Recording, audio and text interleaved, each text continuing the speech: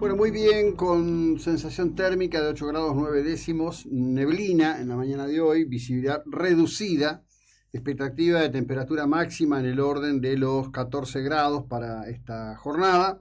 Estamos iniciando este encuentro en la ciudad de Mar del Plata, en la 99.9, transitando nuestro año número 33 en el aire de esta ciudad y replicando nuestra transmisión a través de nuestra multiplataforma comunicacional que emite desde FM 999.info y que también pueden compartir a través de Facebook en Noticias y Protagonistas Radio o en Twitter en @NIP999. Esta primera media hora, como ya venimos haciéndolo desde hace un tiempo, se transmite también a través de Instagram en Noticias y Protagonistas en Instagram.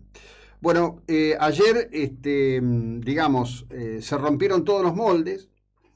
Cristina Fernández concurrió al canal C5 Néstor a una entrevista con Pablo Dugan, persona al respecto de la cual le manifestó que en el anterior tramo de su vida, es decir, cuando Dugan era crítico de Cristina Fernández, solía ser odioso.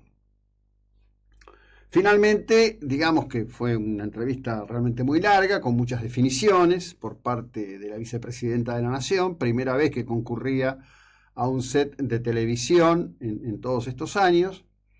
Dio definiciones, muchas, de puño, no vamos a agotarlos. Quienes quisieron verlos tuvo anoche, verán seguramente durante todo el día de hoy en C5 Néstor repeticiones y la verán en el resto de los canales y habrá análisis de todo tipo.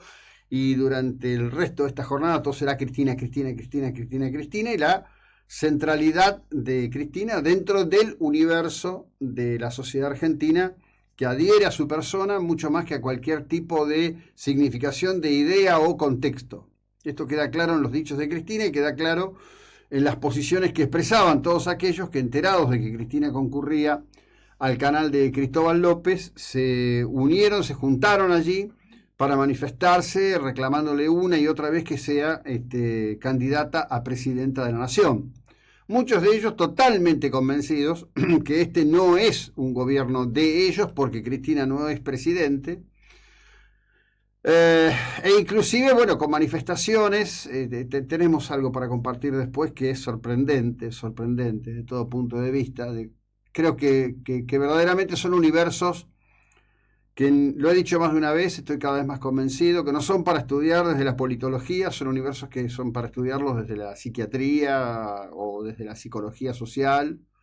Son universos muy, muy llamativos, verdaderamente muy llamativos. No hago una crítica de estas personas, simplemente cohabitamos un mismo país, hablamos en líneas generales un mismo idioma, pero habitamos en universos completamente distintos. Eso está clarísimo.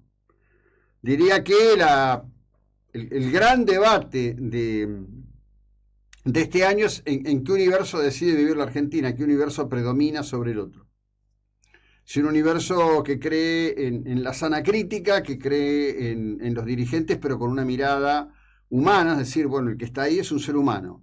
Lo votamos para que cumpla con una tarea. Debe cumplir esa tarea, razonablemente, ¿no? Digamos, también está esta cosa a veces de pedir ciertas perfecciones, ¿no? A algunos se les pide y se les coloca una vara de la Unión Europea y a otros se les tolera que actúen como un contendiente de la disputa militar en Sudán, despedazando un país y sin crítica. Esto, yo creo que es todo algo que tiene que ver con un proceso evolutivo de la condición humana, mucho más que con cuestiones de perspectiva política de algún tipo. Esto no es excluyente de Argentina, esto se repite en muchos otros países. En este momento, por ejemplo, en las elecciones de España, introducido, como lo hemos puesto en atención de ustedes en reiterados encuentros, en reiterados programas de Noticias y Protagonistas, Isabel Díaz Ayuso pone una diana muy alta con respecto de que la ETA, una organización criminal, una organización terrorista, asesina, de ideología marxista, que buscaba imponer una separación del País Vasco para estructurar una nación conducida por una nomenclatura, incluye en sus listas de concejales a etarras condenados por crímenes. Bueno, todo eso obviamente es aceptado por muchos que dicen, bueno, en definitiva, era el momento, era el contexto, era la circunstancia. La mayor parte de los crímenes de ETA se cometieron en democracia, ya no con el franquismo, pero sí sobre la sombra del franquismo como excusa para la acción militar. Ayer Cristina volvió a endiosar la violencia de un modo aparentemente indirecto, pero cuando se presta mucha atención a las palabras es muy directo. Dijo, espero que los hijos de la generación diezmada, esa fue la expresión, la generación diezmada, tomen el relevo del poder. Prácticamente todos interpretan que esto es un aval a Guado de Pedro. Guado de Pedro que en este momento tendría, casi literalmente, como jefe de campaña a Luis Barrio Nuevo. Luis Barrio Nuevo. Y a Cristina como empoderadora, como quien dice, quien unge, aunque no se atreve a hacerlo de modo directo, porque claro, viene de experiencias muy negativas. Cuando los radicales se abrazaron a Néstor Kirchner, cuando el Partido Radical se abrazó a Néstor Kirchner, y Julio Cobo fue el integrante de la fórmula con Cristina, en donde no había crítica, no había queja, nadie había escuchado hablar de Escanca, nadie tenía idea de que los sicilianos estaban choreando el Sarmiento a manos llenas cuando ya era un secreto a voces en el poder. Justamente en 2005, el que me contó en primera persona cómo Ricardo Jaimes estaba robando esto en una mesa en la que estaba presente Carlos Pagni, ¿sí? Fue Luis Barrio Nuevo, justamente. No pueden decir que no sabían. Es más, días después se lo planteé a Alberto Fernández en una entrevista para Radio del Plata, en un verano que trabajé acompañando a Tete Custarot, que hacía la conducción del programa al mediodía para Radio del Plata. Fernández saltó como leche hervida, me dijo, no, José Luis, no, por lo que nos conocemos, ¿viste esta idea que te cruzaron 2 veces, compartiste a lo mejor una mesa y el tipo después ya te dice, nos conocemos? No, de ninguna manera, hemos ascendido en el no sé cuánto, en ese momento tenían un acuerdo con Clarín, que había decidido que Néstor era santo, que todas las tropelías que había cometido en Santa Cruz no eran significantes, ¿no? Bueno, Cristina, que tuvo de compañero a Cobos, el del voto no positivo, que se atreve a dar opiniones sobre cómo debe ser el relevo de la conducción política en la Argentina, que lo eligió a Vudú y que lo eligió a Alberto, hoy hace un juego de palabras porque no puede ser la que diga es Guado. Se corre, dice, bueno, la generación diezmada. Y debo decir que la expresión me brota, ¿no? Los hijos de la generación diezmada. Yo soy parte de esa generación. Era un adolescente en la década del 70. Como muchos, todos, mis compañeros de colegio, mis compañeros de estudios preuniversitarios, muchos amigos que hoy todavía estamos, ninguno elegimos la violencia. Ninguno nos pareció que era sensato ser parte de organizaciones armadas con el objetivo de matar, asesinar para obtener el poder. Hay muchos que son hijos de la generación del 70 y sus padres no se les ocurrió ser parte de la violencia. Siempre es una cosa fraccionada, siempre es un tironeo para un lado que les quede cómodo. Cristina dice, bueno, antes que pensar en ganar hay que pensar en llegar al balotaje. Estamos en un escenario de 3 tercios. Todos hablan de esto. Todos te vienen con tema del escenario de 3 tercios. Hay una significación que dice, bueno, que Milei tiene un segmento y que eso lo incluye entre los 3 tercios. Hasta ahora, si bien hay que repetir una y mil veces que las elecciones adelantadas de provincias no son significativas con respecto de la evaluación general de la elección presidencial, esto no aparece no aparece una estructura y además fíjense los temas.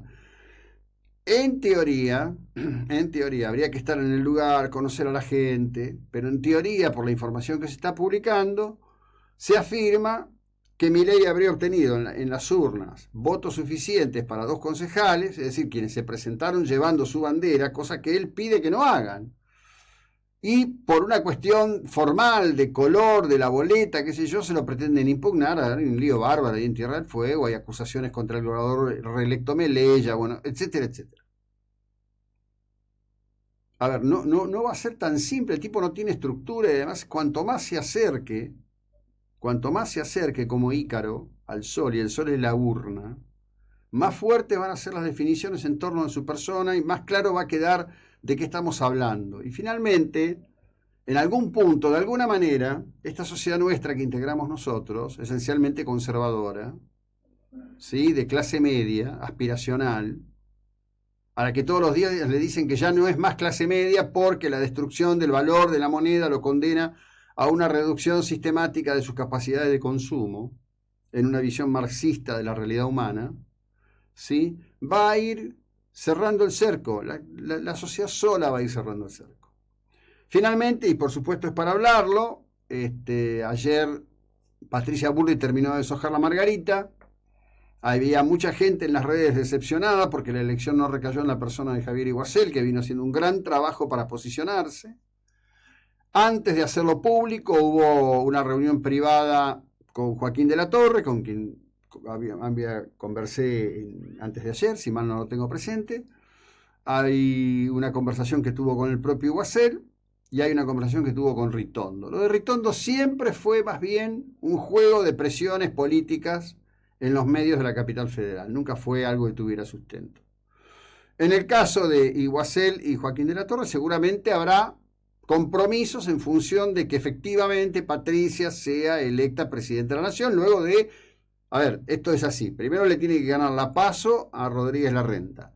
Una vez que ganó la PASO a Rodríguez Larrenta, constituye la estructura política que va a unir todas las piezas que hoy están en conflicto, y con eso tiene que triunfar ante quien fuere el candidato del Frente de Algunos Todos y de Milei.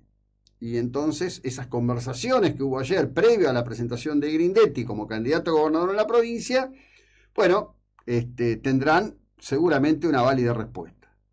¿Por qué Grindetti? Esto me lo preguntaron mucho, bueno, lo cuento después del corte, es la hora 7:13.